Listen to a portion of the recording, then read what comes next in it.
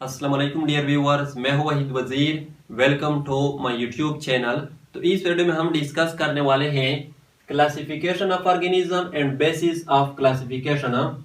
तो बायोलॉजिस्ट ने total 2 million different kinds of organism जो है वो आइडेंटिफाई किए हैं, जिसमें से 0.5 मिलियन काइंड्स ऑफ प्लांट्स हैं और 1.5 मिलियन काइंड्स ऑफ एनिमल्स हैं। तो दुनिया में जितने भी ऑर्गेनिज्म हैं उन सब को बायोलॉजिस्ट ने ग्रुप्स और सब ग्रुप्स में डिवाइड किया है और उसको नाम दिया है क्लासिफिकेशन। तो क्लासिफिकेशन को हम किस तरह डिफाइन करते हैं?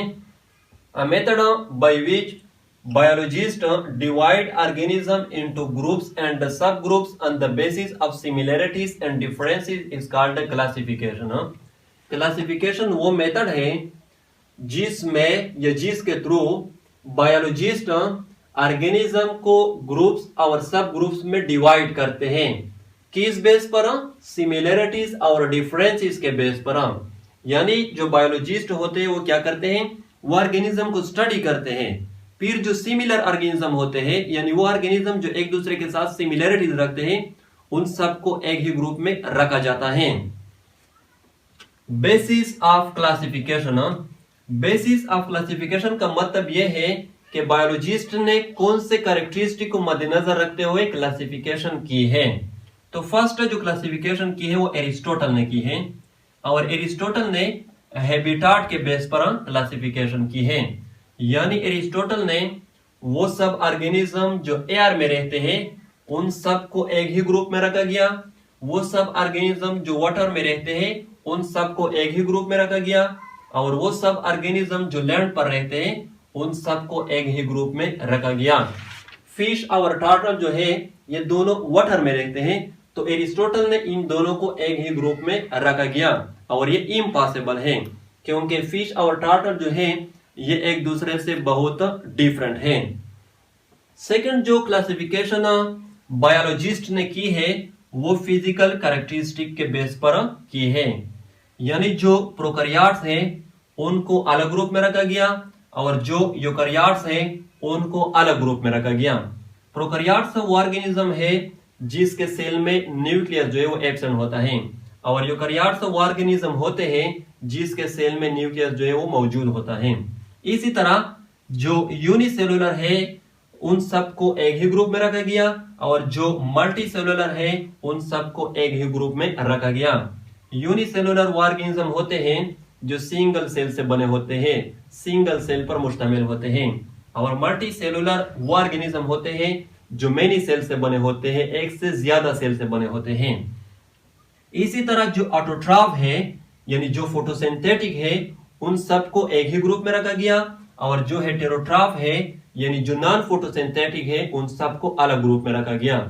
ऑटोट्रॉफ वो ऑर्गेनिज्म होते हैं जो अपने लिए खुद फूड तैयार कर सकते हैं, और हेटेरोट्रॉफ वो ऑर्गेनिज्म होते हैं जो अपने लिए खुद फूड तैयार नहीं कर सकते। बायोलॉजिस्ट ने नेक्स्ट जो क्लासिफिकेशन की है उसको नाम दिया है मॉडर्न सिस्टम ऑफ क्लासिफिकेशन। तो मॉडर्न सिस्टम ऑफ क्लासिफिकेशन में हैबिटाट को भी देखा गया, फिजिकल कैरेक्टरिस्टिक को भी देखा गया, जेनेटिक्स को भी देखा गया। जेनेटिक्स का मतलब है डीएनए और आरएनए, यानी नंबर ऑफ क्रोमोसोम को देखा गया। फॉर एग्जाम्पल ह्यूमन बीइंग में टोटल 46 क्रोमोसोम है।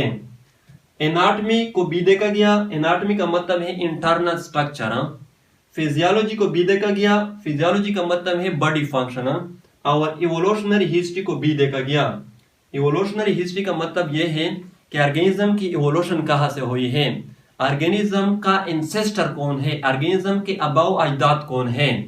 तो वो ऑर्गेनिज्म जिसका हैबिटाट भी सिमिलर था, फिजिकल कैरेक्टरिस्टिक भी सिमिलर थे, नंबर ऑफ क्रोमोसोम भी सिमिलर थे, इंटरनल स्ट्रक्चर भी सिमिलर था, बॉडी फंक्शन भी सिमिलर थे, और एंसेस्टर भी सिमिलर था, उन सबको एक ही ग्रुप में रखा गया। एरिस्टोटल ने क्लासिफिकेशन की है सिर्फ हैबिटाट के बेस पर। और सेकंड जो क्लासिफिकेशन हुई है, ये सेकंड जो क्लासिफिकेशन की है बायोलॉजिस्ट ने वो फिजिकल कैरेक्टरिस्टिक के बेस पर की है। मॉडर्न सिस्टम ऑफ क्लासिफिकेशन जो है यह हैबिटाट के बेस पर भी है, फिजिकल कैरेक्टरिस्टिक के बेस पर भी है, जेनेटिक्स के बेस पर भी है, एनाटॉमी के बेस पर भी है, फिजियोलॉजी के बेस पर भी है और इवोल्यूशनरी हिस्ट्री के बेस पर भी है। तो ये थी classification of organism and basis of classification. I hope आप लोगों को वीडियो अच्छी लगी होगी। Thank you.